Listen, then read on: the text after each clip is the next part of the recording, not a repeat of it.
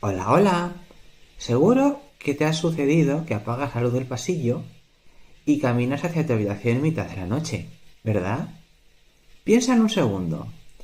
Eres una persona adulta. Pagas tus impuestos. Sabes perfectamente que no hay monstruos bajo la alfombra. Y pese a todo, tu corazón se acelera una fracción de segundo. Tu respiración se vuelve un poco más agitada. Tu cerebro más primitivo te advierte, o te grita más bien, que allá afuera, en las sombras, hay algo hambriento que te está observando.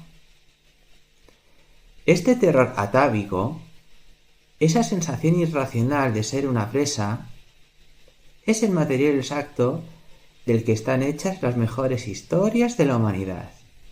Y si queremos entender cómo ese miedo puro se convirtió en la literatura de fantasía que devoramos, tenemos que sentarnos a hablar de un cortesano francés del siglo XVII que lo cambió todo. Pero antes, las presentaciones. Soy Santi Limonche, estudié matemáticas, soy escritor de fantasía y las historias nos recuerdan el poder de elección que tenemos. Soy el autor de la saga Ferandir, Tierra de Dioses Inmortales. 3 libros donde los dioses tejen nuestro futuro y que tienes disponibles en Amazon. Hoy te voy a hablar de Georges Perrault. La gran ironía de literatura es que casi todo el mundo lo recuerda hoy como una especie de abuelito entrañable, que inventó las historias infantiles para que los niños durmieran tranquilos. La verdad es muchísimo más oscura, más ásperas y, siendo sincero, mucho más fascinante para que cualquiera que disfrute de la fantasía épica. Los sistemas de magia son consecuencias y los mundos donde la supervivencia pende de un hilo. Vamos a quitar el polvo de la historia y a mirar de frente a los monstruos originales. Para comprender a este buen hombre y cómo fundó las bases de los grandes señores oscuros que leemos hoy, te pido que viajes mentalmente a la Francia del Rey Sol, Luis XIV. Imagina los pasillos inmensos de Versalles.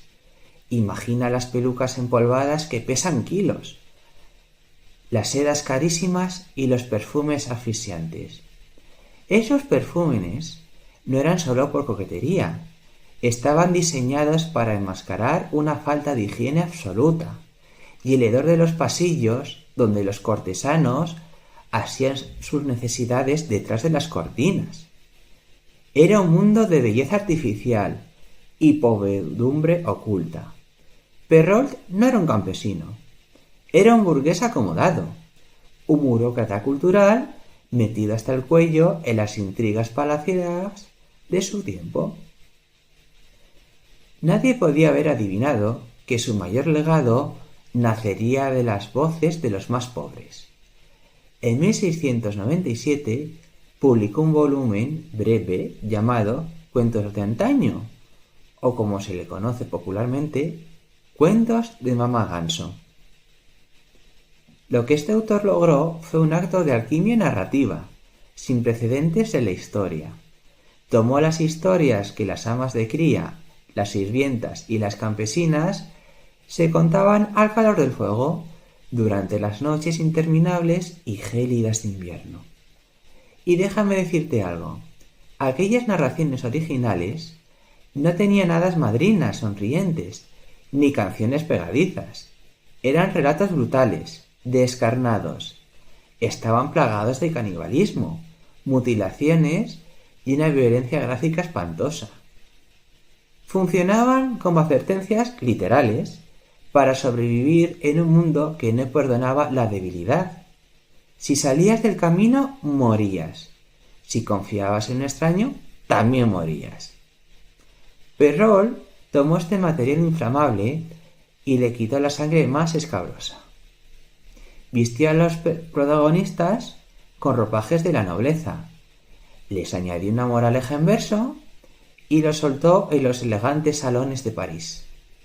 El éxito fue absoluto.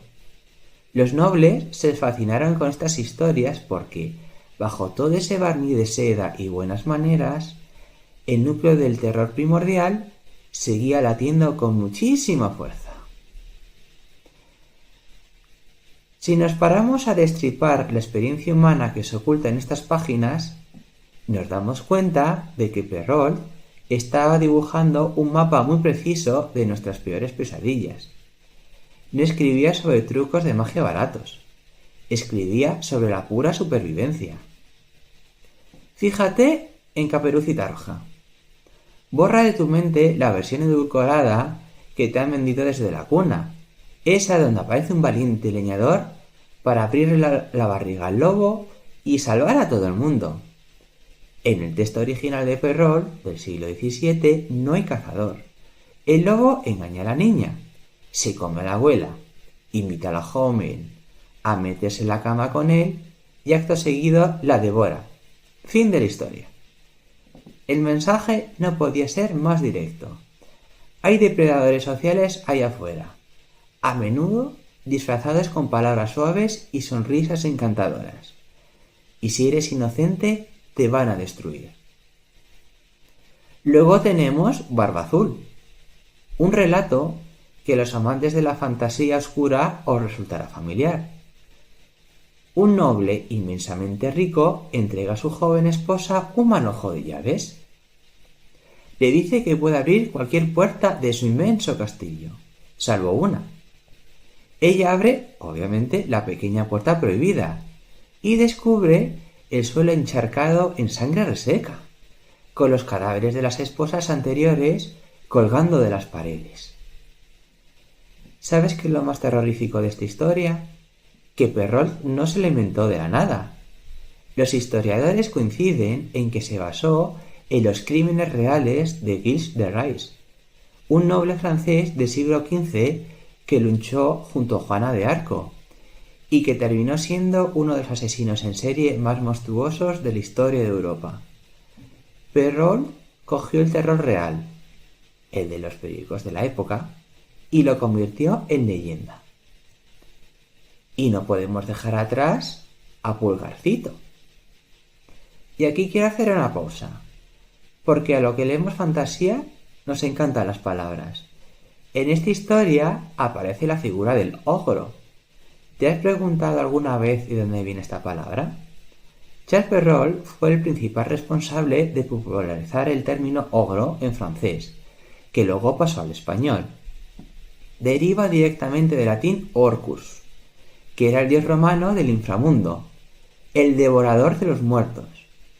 Cuando Perrault usa esta palabra, no está hablando de un gigante torpe, está invocando a la mismísima muerte que devora a los vivos. Y el contexto histórico de Pulgarcito lo confirma. Hoy lo consumimos como una historia de ingenio infantil, pero entre 1693 y 1694, Francia sufrió una hambruna brutal que mató a cerca de 2 millones de personas. El abandono de menores en los bosques era una tragedia cotidiana y desesperada. Los padres, incapaces de alimentar a sus hijos, los dejaban a su suerte. Ese ogro, ese orcus, que huele carne fresca, es la encarnación física de ese hambre atroz que devora a los más vulnerables en los inviernos de Francia. El ser humano necesita poner un rostro físico a sus tragedias para poder soportarlas. Perrault canalizó el terror existencial de todo un país y nos legó un catálogo de monstruos que seguimos usando a día de hoy. ¿Por qué estas historias tan antiguas siguen resonando en nuestras entrañas cada vez que vemos una novela de fantasía moderna? Psicólogos como Carl Jung dedicaron buena parte de sus vidas a intentar responder a esto. La conclusión es que estos relatos funcionan como mapas de nuestro propio viaje vital.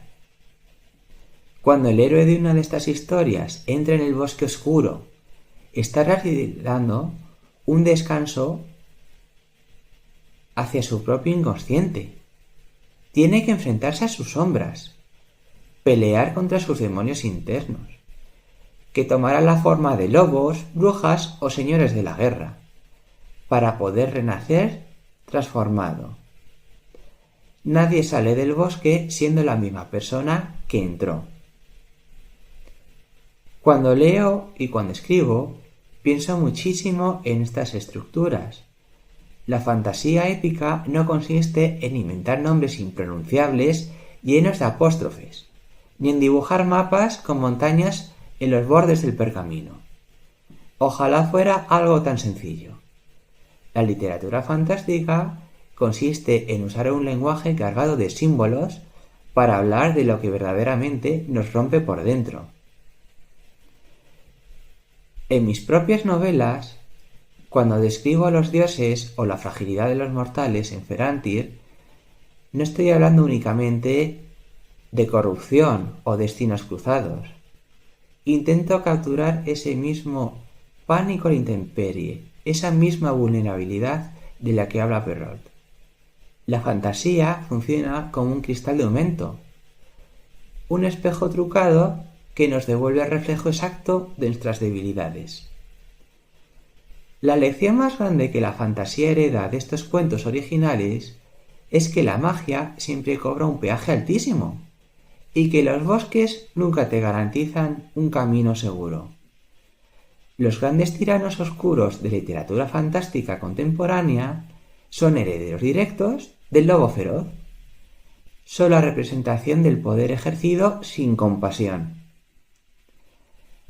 Mucha gente ajena al género suele preguntarse, a veces con cierta condescendencia, por qué leemos historias de dragones, dioses y magia, como si la imaginación fuera una enfermedad infantil que se cura madurando y leyendo el periódico.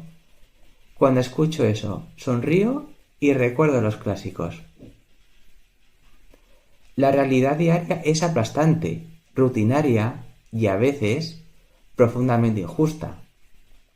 La literatura fantástica enraiza en esa tradición oral que salvó a aquel cortesano francés. Nos rescata de la apatía devolviéndonos el sentido del asombroso. Nos permite explorar conflictos bélicos brutales sin que nos condicione la política actual. Nos deja hablar del bien, del mal, del sacrificio y de la cobardía, con una intensidad emocional que el realismo costumbrista casi nunca soporta. Seamos francos, el mundo no es tan distinto al del siglo XVII. Hemos cambiado a los caballos por motores y las cartas lacradas por mensajes en una pantalla brillante, pero el miedo a que nos abandonen, la avaricia desmedida y el terror a la soledad siguen intactos. Seguimos necesitando desesperadamente que alguien nos cuente una historia para darle sentido al caos que nos rodea. Así que te propongo algo. La próxima vez que abras un libro de fantasía o la próxima vez que te levantes a oscuras a por un vaso de agua y sientas ese frío repentino en la nuca, acuérdate de las viejas historias. Los monstruos existen, claro que sí. A veces no viven en los bosques oscuros, a veces duermen a nuestro lado. Y por eso necesitamos héroes, aunque solo vivan en las páginas del libro. Me encantaría saber si sientes algo parecido cuando te sumerges en una buena historia épica. Déjame en los comentarios. Y si te apetece seguir explorando este tipo de reflexiones, si quieres ver de primera mano cómo lo aplico estos conceptos en mis propias novelas, entérate antes que nadie y apúntate a mi newsletter. Cero autobombo vacío, te lo prometo. Solo tú y yo hablando de fantasía, de libros y de los demonios que todos compartimos. Te espero al otro lado del pergamino.